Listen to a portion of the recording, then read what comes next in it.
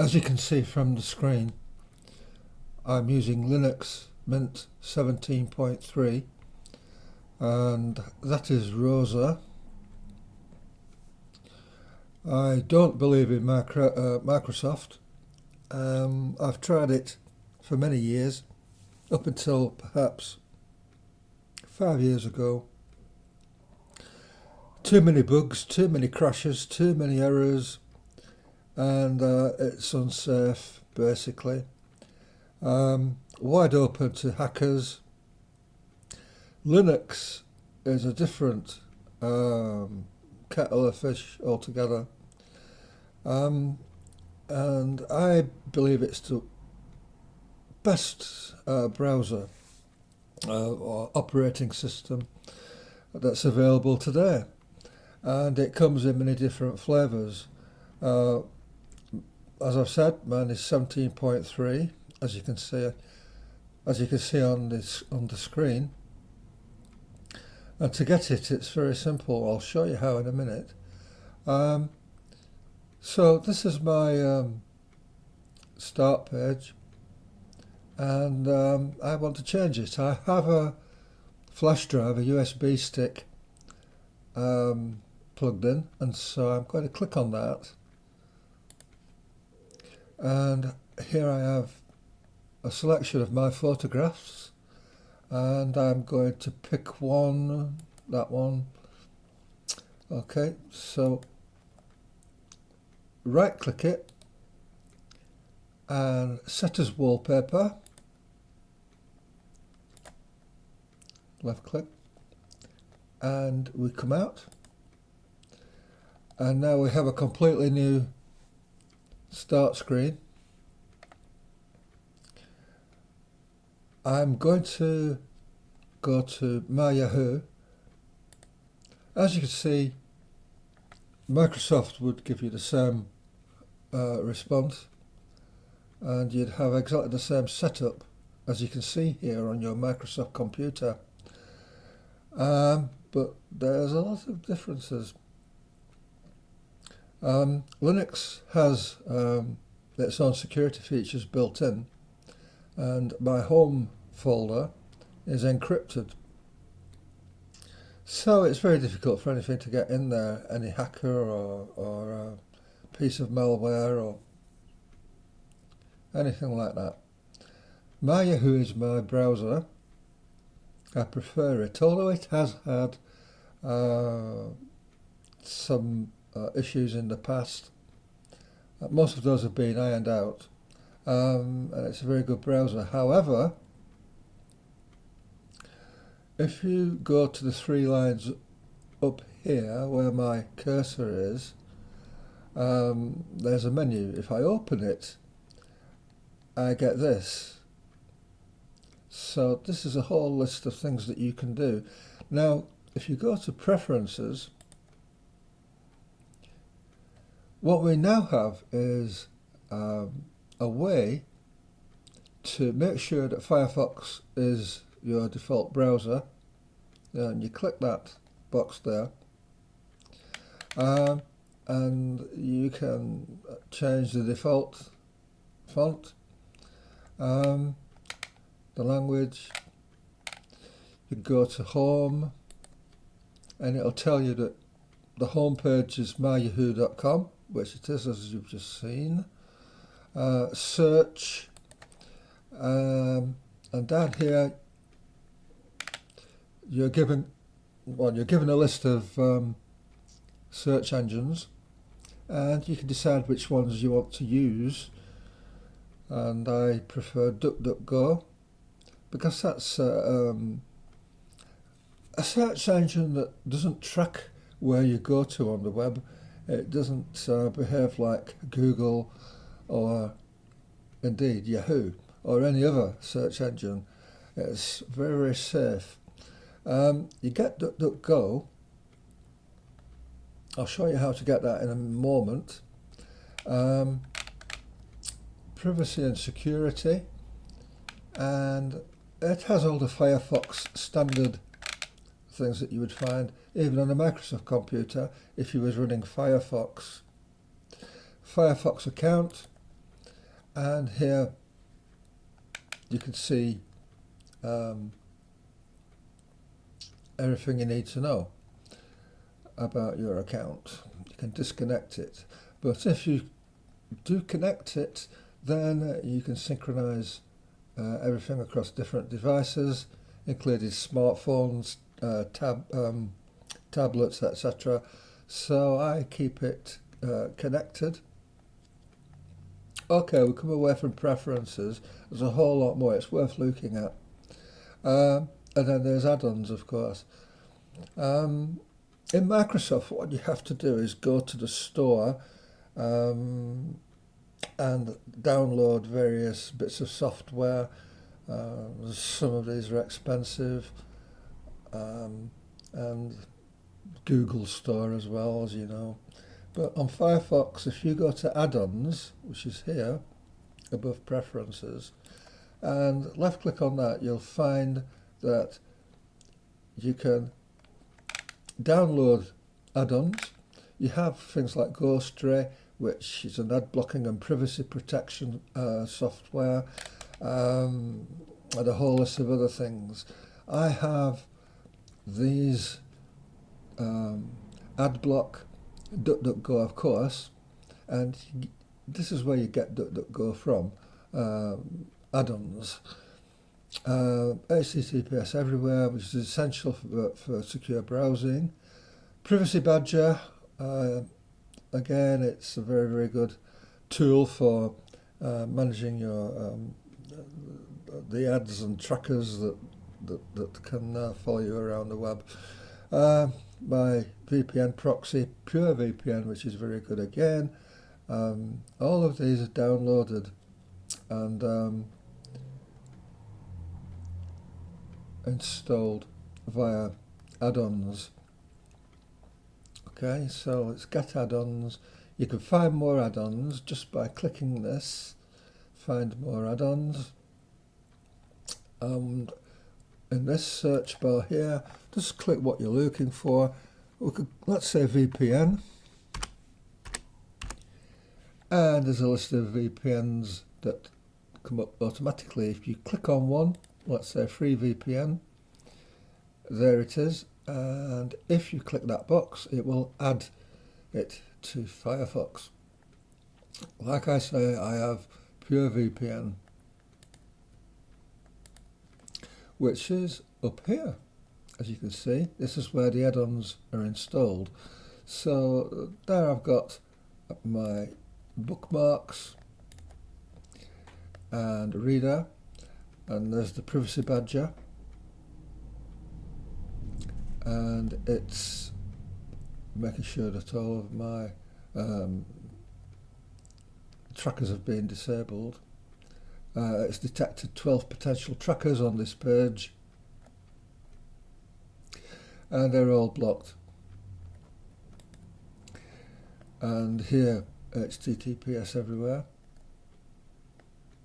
Here, DuckDuckGo Privacy Essentials. Again, this has been added from add-ons.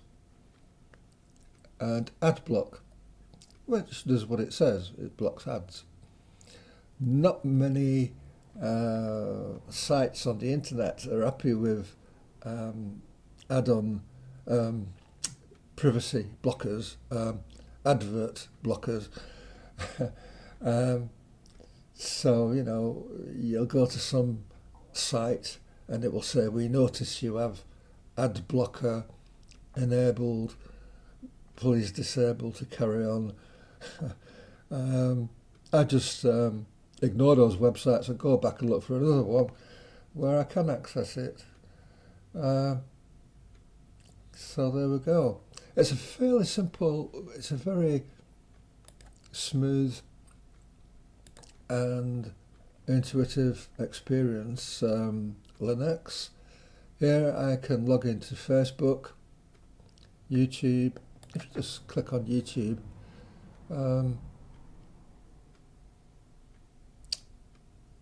here's YouTube.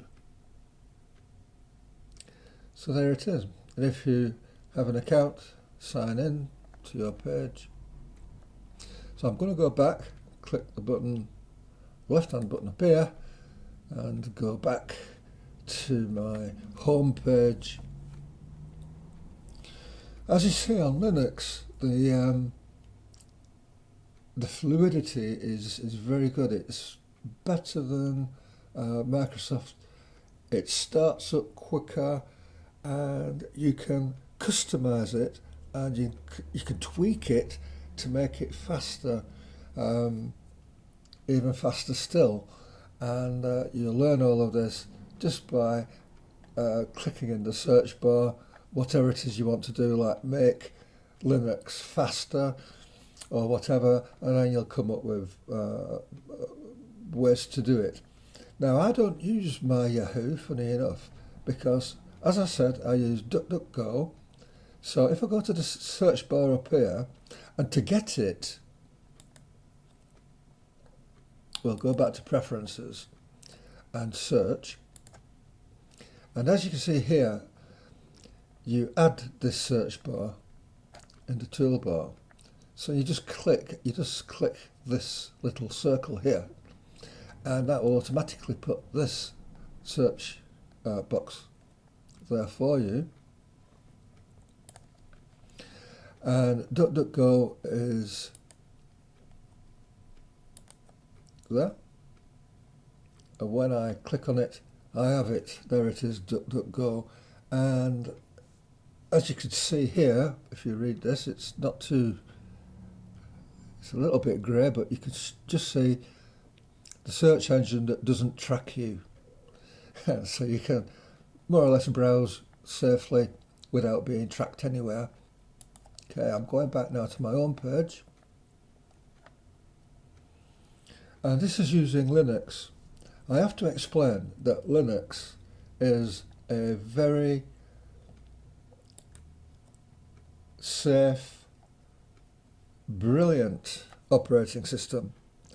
And also I need to emphasize this, it's free. Okay? If you're going to use Microsoft, Windows, whatever, you have to pay for the license. But with Linux, you simply, let's say, type in Linux 17.3 ISO download,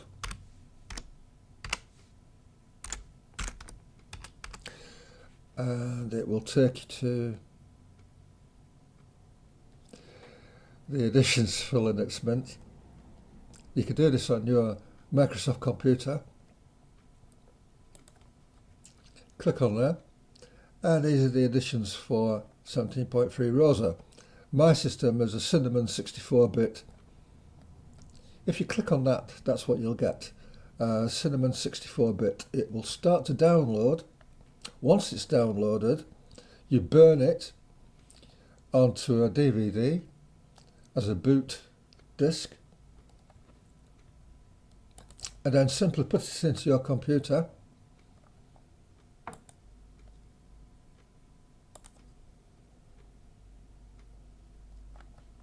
And it will install Linux on your computer. It will also take off Microsoft, so be wary about that. You will lose Windows. What you've done essentially is you've exchanged your Microsoft operating system for the Linux operating system. And in my view, that's probably the best thing that you could possibly do. Nothing could go wrong. I was going to say it never crashes.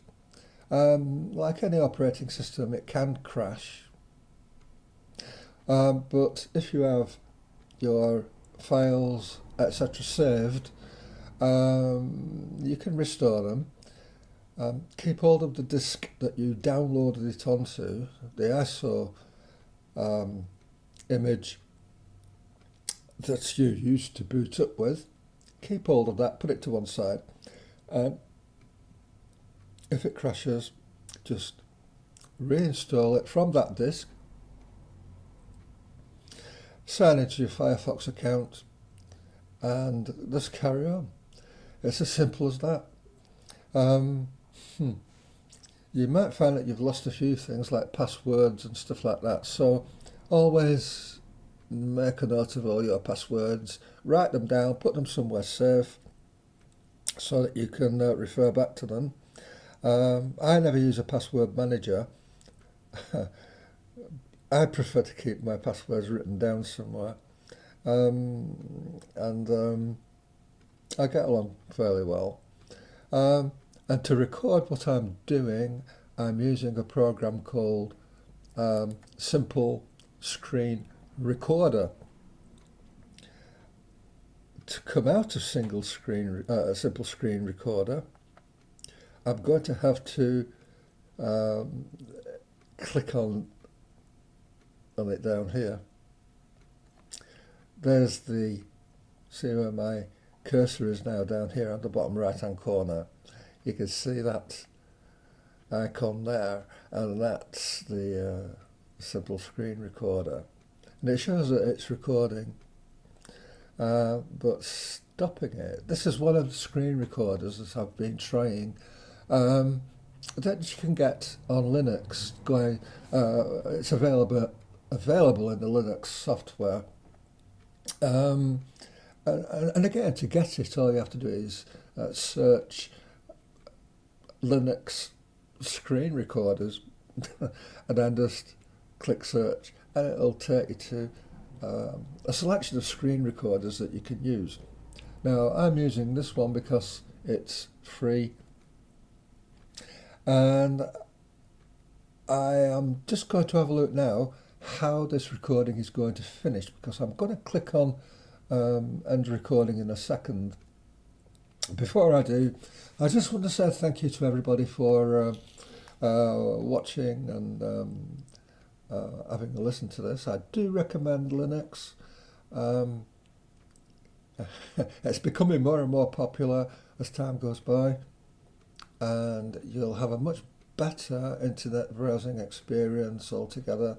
There's things that you have here. Look, if I go down to the menu and just click on it, you have all these applications. Office, Abbey Word, this is one that I use. I click on that and I should get, and do have, a word processor. So there's a lot of different things: sound and video, graphics, and yes, Picasso. Many people think you can't get Picasso on Linux. As you can see, that's not true. Okay, so I'll come out of there. The good thing is, if you download this, you can mess about with it, you can experiment with it, you can do all sorts of things with it, to customize it to your own taste. It has multiple windows if you want them,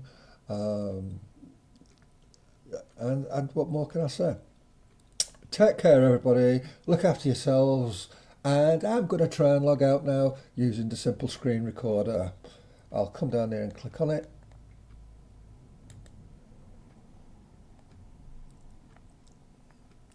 And press Save Recording.